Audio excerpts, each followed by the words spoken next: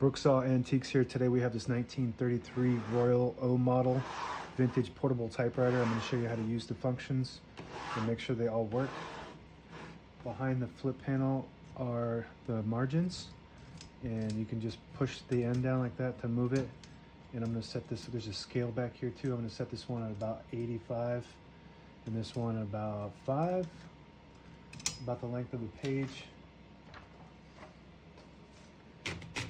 And this is the paper bail that sits on top and holds the page down. It's got 2 rollers that are adjustable.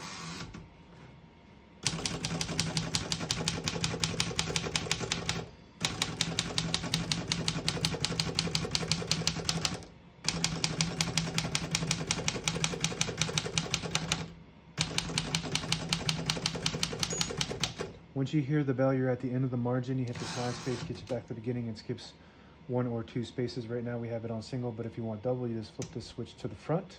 Skips 2. We're going to keep that on single and finish typing. I was able to type most of the keys on one line because this has Elite typeface, which prints 12 characters per inch, a bit smaller than Pica, which is 10.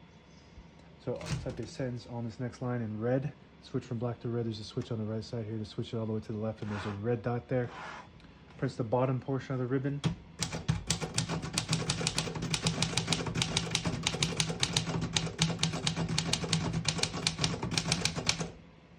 Beautiful typing machine. This machine feels so unique. Classic typewriter, made with all the best parts, and this was top of the line engineering for this era. Everything's made out of metal. This thing will last forever if you take care of it, and it's kind of a one-of-a-kind style typewriter. You just can't find these, especially if you're trying to buy something brand new. It's not going to be even close.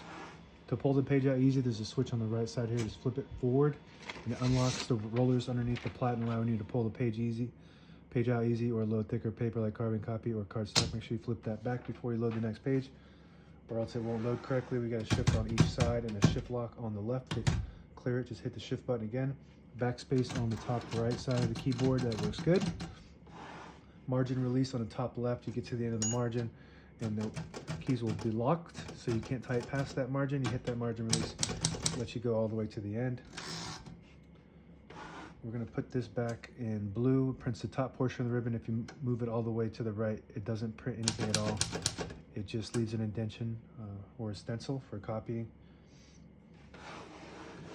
On each side is the ribbon reverse and ratchet. So if you push it in, it'll pull to the right. If you push it in from the other side, it'll pull to the left. All the brand new ribbons loaded on this right side, so we do want it to pull to that side.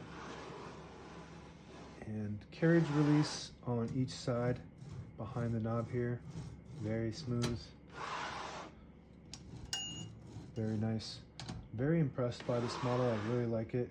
Some of these old ones, like the Cronus, they're really pretty, but they're just not that efficient to type on, and this one really is. It's really good.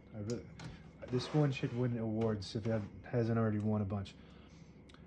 So there's a switch up here on the top that disables the spacing when you turn the knob, and allows you to get to an exact spot on the page. If you flip it back, you get the clicks. Each one of those clicks is 1 space. That's it. Now available on eBay or Etsy. Search Brooksaw Antiques.